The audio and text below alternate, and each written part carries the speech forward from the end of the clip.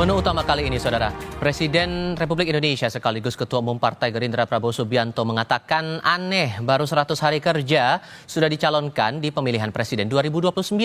Prabowo mengaku malu dicapreskan lagi kalau program pemerintahan saat ini tidak berhasil. Dalam pidatonya di acara Puncak HUT ke-17 Partai Gerindra, Prabowo angkat bicara terkait hasil Kongres Luar Biasa yang mengusungnya sebagai Capres 2029. Kata Prabowo, aneh memang baru bekerja 100 hari sudah diusung di Pilpres mendatang. Bisa-bisa nanti ada pengamat yang bilang ia ambisius. Prabowo juga minta kalau program pemerintahannya tidak berhasil, tidak perlu diusung maju Pilpres karena malu mengecewakan rakyat.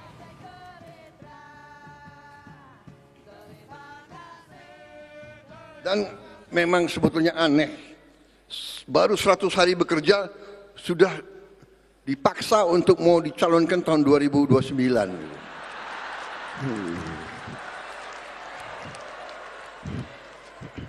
Nanti ada itu pengamat-pengamat Prabowo ambisi.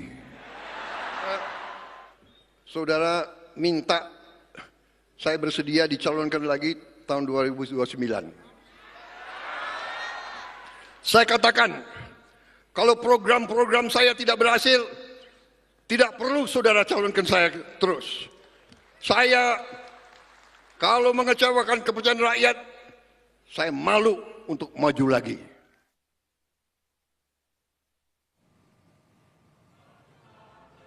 Presiden ke-7 RI Joko Widodo hadir di arena HUT ke-17 Partai Gerindra dan tiba bersama Presiden Prabowo dan Wakil Presiden Gibran Rakabuming Raka. Jokowi turut berpidato setelah Prabowo. Di depan kader dan tamu undangan, Jokowi memuji Prabowo sebagai presiden terkuat di dunia yang mendapat dukungan rakyat dan parlemen. Dengan berseloroh, Jokowi bilang saking kuatnya tak ada yang berani mengkritik Prabowo dan ia yang jadi sasarannya.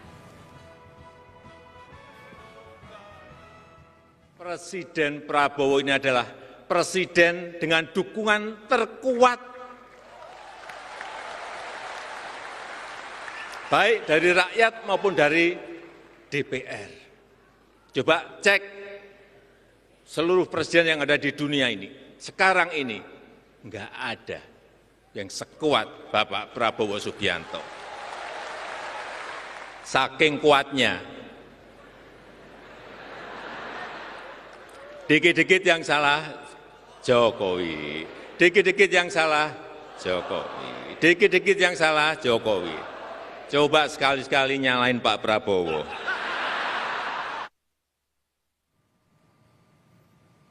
Presiden ke-6 RI Susilo Bambang Yudhoyono mengirim sinyal akan mendukung Prabowo sebagai calon presiden di Pilpres 2029. SBY menjadi salah satu petinggi Partai Demokrat yang turut menghadiri silaturahmi para pimpinan Partai Koalisi Kim di kediaman Prabowo di Hambalang, Bogor, Jawa Barat pada hari Jumat. Di depan pertemuan, SBY meminta koalisi satu hati mendukung Prabowo menjalankan agenda pemerintahan tak hanya 5 tahun, melainkan 10 tahun ke depan.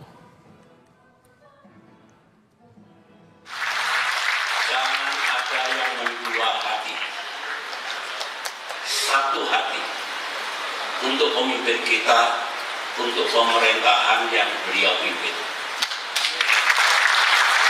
Yang kedua, prioritas yang beliau pilih, agenda yang akan dijalankan 5 tahun ke depan, insya Allah 10 tahun ke depan.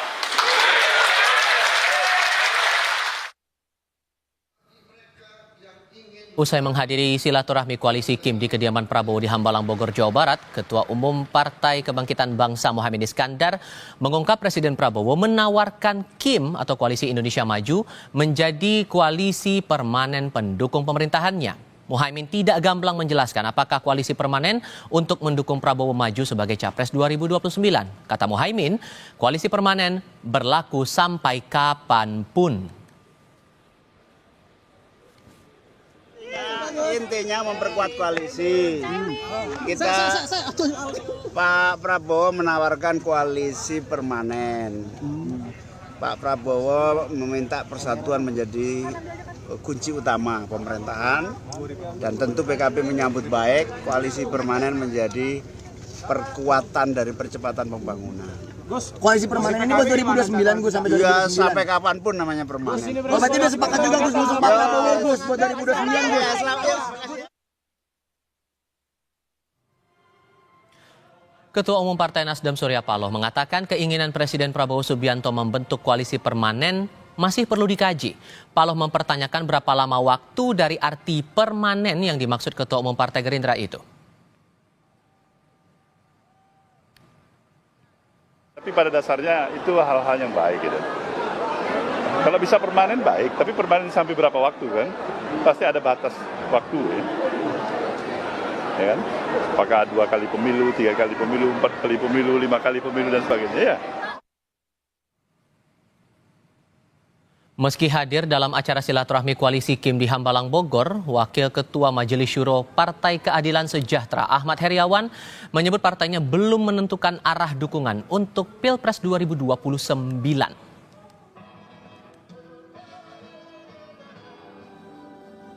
Ya tentu itu adalah pengumuman dari Gerindra. Ya. Sikap-sikap partai kan tentu ya jangan sekarang sikapnya nanti menjelang itu. Nah tadi juga tidak ada permintaan untuk koalisi didukung, tidak ada kan. Yang ada adalah diumumkan bahwa beliau akan maju kembali pada tahun 2029, itu diumumkan. Bahwa kemudian nantinya seperti apa ya kita tunggu nanti ya. Karena banyak perhitungannya tentu ya Pak. Kalau untuk 2029 masih panjang ya Pak. Masih panjang dan beliau juga tidak minta dukungan untuk sekarang. Ngomongnya saja. Pilpres mendatang masih 5 tahun lagi, namun Partai Gerindra sejak dini telah mengusung Presiden Prabowo Subianto sebagai Capres 2029. Berbarengan dengan pencapresan Prabowo periode kedua, muncul tawaran mengubah Koalisi Indonesia Maju, koalisi pemerintahan Prabowo Gibran saat ini menjadi permanen. Apakah tawaran Prabowo membentuk koalisi permanen untuk mengamankan jalan di Pilpres 2029 setelah penghapusan presidensial threshold? Kami diskusikan bersama politisi Partai Gerindra Immanuel Ebenezer, bergabung juga politisi PDI Perjuangan Seno Bagaskoro, dan pengamat politik Burhanuddin Muhtadi. Selamat sore semuanya, apa kabar? Selamat sore, baik. Ini manuvernya udah wow sekali tampak ya setelah dari KLB memutuskan Pak Prabowo coba diusung lagi buat pemilu berikutnya, Bang Noel, muncul lagi ada tawaran buat bentuk koalisi permanen. Ini tujuannya memang arahnya sama buat Pilpres 2029, Bang? Sebetulnya ini bukan tawaran tapi sebuah gagasan. Kemudian ini kan bukan cuma bicara tentang bagaimana kekuasaan, tapi bagaimana Indonesia ini ke depan lebih baik. Karena kita ini kan banyak ketinggalan ya. Kasihan rakyat di bawah ini banyak yang menderita.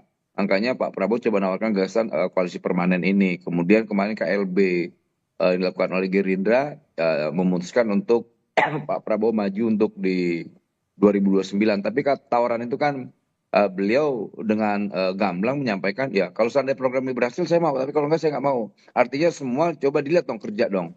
Jangan sampai nanti ngusung-ngusung malah ternyata program-program yang dijalankan di pemerintahan Pak Prabowo yang pertama ini malah gagal. Nah itu yang menjadi kritik beliau terhadap tawaran untuk maju di 2029 nanti.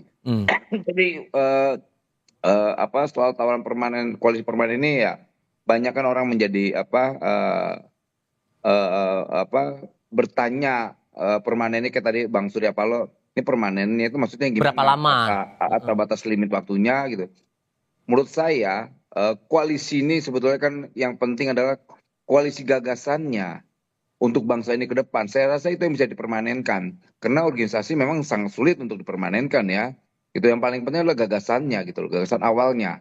Karena ini bicara tentang bangsa ini ke depan, rakyat ini ke depan, biar dalam pidato beliau kan tadi banyak sekali hal-hal yang sebetulnya secara substantif disampaikan lewat pidatonya. Misalnya kayak kita berkaca lah dengan negara-negara di luar sana, elitnya berkonflik, akhirnya yang dikorbankan apa? Rakyatnya. Elitnya berkonflik, yang dikorbankan negaranya, akhirnya hancur. Nah dia tidak mau, ya loh, nih kita jangan sampai kayak bangsa-bangsa di luar lah. Ayo kita koalisi permanen itu terserah lah mau formatnya mau seperti apa, formatnya mau partai kayak mau apa. Makanya beliau sampaikan udah kita ini para elit-elit satu yuk, guyup yuk kita bicarain apalah. Kayak tadi kan dalam pidato Pak Prabowo kan luar biasa ya, menyampaikan gagasan-gagasan yang cemerlang, lantas disambut oleh Pak Jokowi.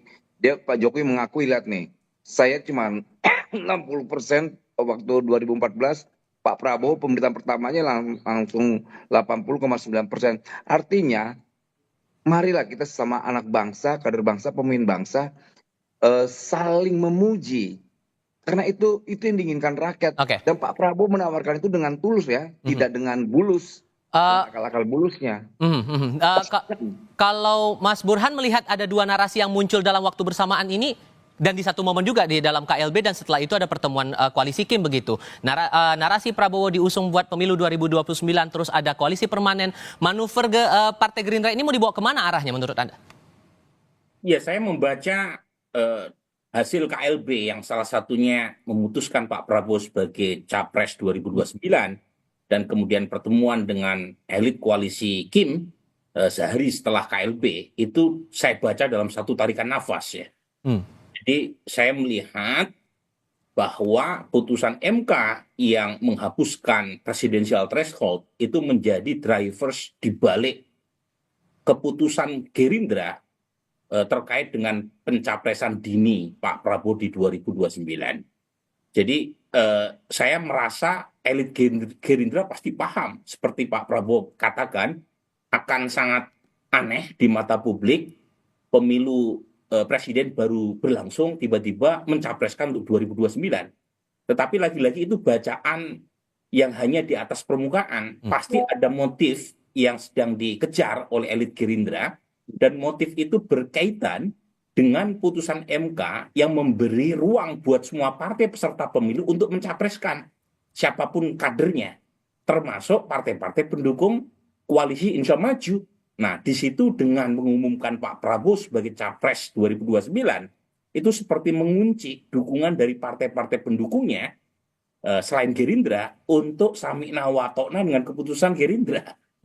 Itu yang kemudian menjelaskan gagasan berkaitan dengan koalisi permanen. Sesuatu yang ditanggapi dengan hati-hati oleh Surya Paloh, tapi dengan sukacita oleh Muhaimin Iskandar. Tapi lagi-lagi pendapat politisi hari ini itu harus diuji nanti. Kalau sekarang kan masih jauh ya. Jadi seperti Caimin juga waktu zaman Pak Jokowi juga mengatakan setuju koalisi permanen. Tetapi kan kita tahu setahun sebelum pemilu Presiden Caimin mengambil rute yang berbeda dengan Pak Jokowi di 2024 kemarin.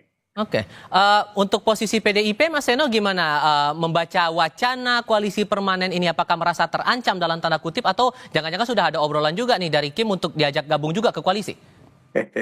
Ya, saya rasa kalau bicara ada gium kuno ya Mas ya, kan tidak ada yang tetap atau tidak ada yang pasti di dalam kehidupan ini kecuali perubahan-perubahan yang terus konstan gitu. Sifat manusia saja bisa berubah-berubah, apalagi ini urusan kerjasama politik, urusan koalisi. Jadi tidak ada kepastian juga bahwa hari ini pada saat seseorang mengatakan akan bersama, besok di 2029 akan tetap bersama. Itu akan ada dinamika politik yang luar biasa di tengah 4 tahun ini. Ibarat kata di media sosial ini kan politik ini masih pagi lah ini kalau kita bicara tentang Pilpres tahun 2029 masih terlalu lama, sehingga saya rasa menjadi suatu sikap politik kami yaitu untuk menunggu di dalam konsep politik Pilpres. Kan ini suatu hal yang sangat strategis, menentukan kira-kira akan bekerja sama secara politik dengan siapa, mengeluarkan rekomendasi capres namanya siapa. Ini perlu ada pembuktian-pembuktian. Dan sebenarnya sudah benar apa yang disampaikan oleh Presiden, bahwa ujian terbaiknya untuk mengukur kelayakan seseorang menjadi capres atau tidak ya dari kinerja 5 tahun ke depan ini, siapapun namanya akan diuji di situ. PDI Perjuangan pun juga akan membuat suatu ukuran-ukuran penilaian untuk mengukur nama-nama kandidat yang sekiranya pantas untuk dimajukan sebagai calon presiden. Sehingga tidak bisa sekarang kalau buat kami. Tetapi kami tentu saja sebagai partai yang mengedepankan gotong royong, tradisi silaturahmi, kami tentu menghargai kedaulatan politik yang dimiliki oleh kawan-kawan Gerindra untuk mengambil keputusan politik. Tapi kalau kami belum, Mas, masih jauh. Belanda masih jauh. Sehingga pertanyaannya kemudian, kalaupun Pak Prabowo fix nih bakal maju untuk pemilu berikut, ya kira-kira siapa rivalnya? Kita akan bahas ini di segmen berikutnya. Usai jeda berikut ini.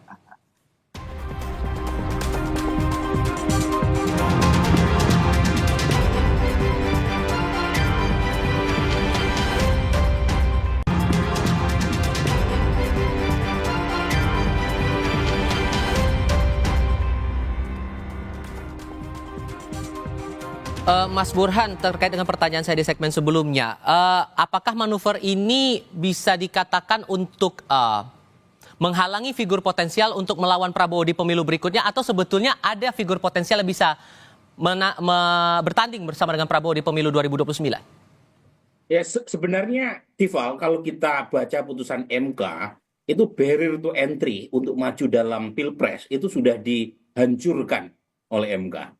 Bahkan ya MK secara progresif memberi kesempatan buat partai peserta pemilu meskipun tidak lolos PT untuk bisa mencapreskan kadernya.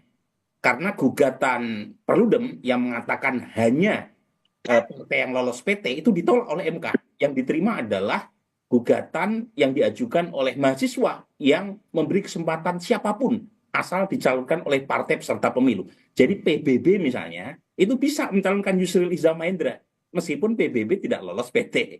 Nah artinya kalau kita membaca manuver Gerindra dengan mengusung Pak Prabowo, tentu sah ya sebagai partai politik, tapi di sisi lain, kalaupun toh partai-partai pendukung Pak Prabowo mengerucut hanya dengan mengusung Pak Prabowo, seperti PSI yang hari ini mengatakan akan mengusung Pak Prabowo 2029, itu tetap ada partai seperti PD Perjuangan tambah harus 20-25% untuk bisa mengusung calonnya, partai buruh, ya, kemudian P3 dan partai-partai lain.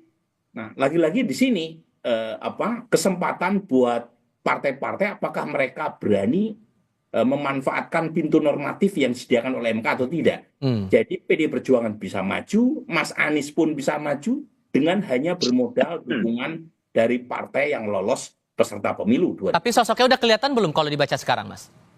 Ya kalau dari survei saya ya bulan Januari lalu itu peringkat kedua memang selisihnya jauh ya, tetapi masih ditempati Anies Baswedan sebagai capres. Kemudian disusul oleh Ganjar Pranowo. Jadi belum muncul memang calon-calon kompetitif karena memang pemilunya masih jauh, Tifal. Ini ibarat pemilu 2029 itu jadwalnya sholat maghrib, sekarang baru jadwal sholat subuh gitu. Jadi masih jauh sebelum sampai ke sana. Makanya belum terjadi konsolidasi di tingkat massa. Oke, apakah betul pandangan bahwa koalisi permanen ini dibuat biar Pak Prabowo nggak ada lawannya di pemilu 2029, Bang Noel? Enggak gitu. Itu sudut cara pandang yang nggak baik. Pak Prabowo malah mengajarkan sebuah komitmen anak bangsa ini ngebangun. Bahkan tadi standar dia sampaikan bagaimana saya mau maju kalau seandainya program-program yang kita mau jalankan tapi tidak berjalan dengan baik. Dia hanya mau maju kalau program-program yang menjadi ekspektasi rakyat itu bisa dijalankan dengan baik gitu, dengan sukses. Makanya dia mau. Gitu. Kemudian ada peluang kader-kader yang lain, kader bangsa yang lain, entah itu dari PDIP, kemudian dari PKS atau PKB, silakan. Negara ini kan negara demokrasi. Artinya apa yang disampaikan Pak Prabowo itu mempertegas bahwa ayo semua komponen anak bangsa maju, bekerjalah buat bangsa ini. Karena bangsa ini sangat ketinggalan terkait pembangunan, kemudian SDM soal lain-lainnya. Kita mau ke depan ini menuju 2045 ya Indonesia unggul itu benar-benar ada. Makanya kuatkanlah narasi bangsa ini untuk ke depan lebih baik. Seperti itu, Pak. Dengan membaca posisi partai-partai setelah acara HUT hari ini yang masih berbeda-beda, ada yang mendukung, ada yang masih pikir-pikir begitu, apakah bisa dikatakan bahwa ada limit waktu sesungguhnya dari Pak Prabowo kepada para partai politik koalisi, sikapnya harus dikeluarkan sesegera mungkin begitu?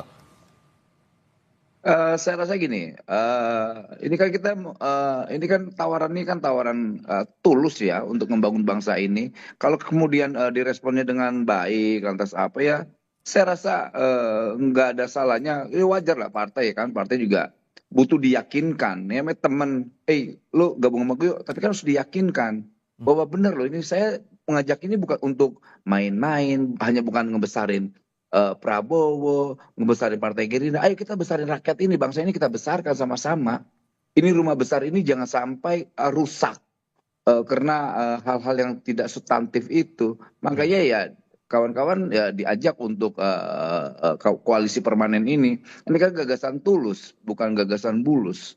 Jadi semoga dengan kacamata yang jernih ya melihat tawaran ini ya, tawaran gagasan ini gitu. Oke, kalau PDIP apakah akan membuka diri juga untuk mempertimbangkan masuk ke koalisi Kim Plus ini di periode berikutnya, mengingat udah ada upaya untuk bentuk koalisi permanen begitu, dan posisi yang belum menentukan pilihan adalah tinggal PDIP sendiri nih, Mas Seno?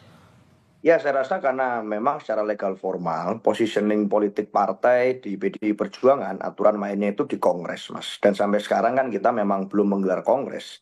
Dan ini menjadi suatu waktu yang sangat tepat, momentum tepat untuk membuat pertimbangan-pertimbangan baik kuantitatif maupun kualitatif. Di PDI Perjuangan kita merasa Pilpres masih sangat panjang. 2029 itu waktu yang cukup lama dan ada waktu yang sangat cukup untuk kita mematangkan kaderisasi bagi kader-kader kami di internal.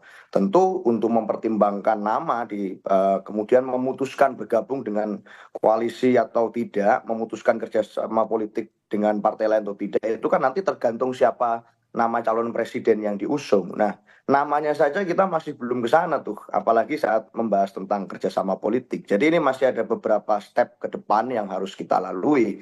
Dan saya rasa akan menjadi tidak sensitif bagi kami di PDI Perjuangan kalau terlalu intens hari ini kemudian menggodok nama-nama itu. Karena kita tahu hari ini tantangan geopolitik global juga tidak mudah. Tantangan ekonomi di dalam negeri juga banyak persoalan yang harus dihadapi oleh rakyat. Dalam kondisi itu kita punya semangat bahwa pemerintahan Pak Prabowo harus didukung dengan baik. Dan oleh karenanya tidak terfokus kepada gabung atau tidaknya, tapi apakah gagasannya bisa seirama enggak? Apakah implementasi program di bawah dari anak buah presiden bisa bekerja dengan baik atau tidak? Itu yang menjadi titik poin kami, karena rakyat mengamanatkan kami menjadi pemenang pemilu legislatif, yang artinya harus fokus di dalam tugas check and balance. Jadi itu yang kami lakukan sekarang daripada fokus pada menggodok nama-nama untuk pemilu berikutnya yang rasa-rasanya akan jadi kurang sensitif kalau itu yang menjadi titik tekan. Itu, Mas. Karena kan kalau melihat realitanya sekarang, Mas, kan koalisi Kim Plus ini yang cukup mendominasi terutama di parlemen. PDIP sebagai pemenang pemilu legislatif pun tinggal seorang diri. Apakah ini tidak akan menjadi ancaman untuk ke depannya? Ya, kalau bicara dari sudut pandang elektoral, pasti bicara sejarah panjang politik ada banyak sekali cerita-cerita yang menimbulkan kekhawatiran. Wah, kalau sendirian partai dibanding banyak partai seperti apa. Tetapi toh kami juga sudah membuktikan pada saat periode pemerintahan Pak SBY selama 10 tahun, PDI Perjuangan berada di luar pemerintahan menjadi partai yang ada DNA kritis di situ. Kami juga bisa menjalankannya dengan baik. Bahkan itu menjadi modal untuk rebound di tahun 2014 dan 2019. Dan dalam konteks itu saya rasa kami fokus saja pada menjalankan tugas yang diberikan rakyat kepada kami. Persoalan apa kami menghormati Pak Prabowo ini kan sosok yang besar karena demokrasi juga, karena alam demokrasi. Beliau faktanya percaya pada demokrasi, bikin partai politik, ikut pilpres, pernah kalah, maju lagi, kalah, maju lagi sampai menang. Itu artinya percaya pada demokrasi, dan demokrasi memang mengamanatkan perbedaan itu sesuatu hal yang wajar-wajar saja. Nggak harus dalam satu perahu meskipun kita sama, nggak harus bermusuhan walaupun kita berbeda. Itu demokrasi ajarkan pada kita. Jadi ya kita percaya Pak Prabowo akan menghormati posisi politik kami, bagaimana menghormati Pak Prabowo. Itu, terakhir singkat saja Mas Burhan, melihat juga dinamika lain. Ada wacana Pak Jokowi akan membentuk partai baru begitu. Apakah ini akan membawa dinamika baru ke depannya di tengah wacana pembentukan koalisi permanen ini? Singkat saja. Ya, sebenarnya Pak Jokowi tidak secara konklusif mengatakan akan membentuk partai baru.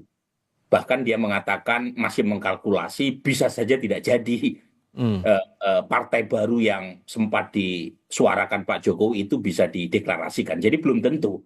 Bahkan ada kemungkinan juga Pak Jokowi jangan-jangan masuk Gerindra juga.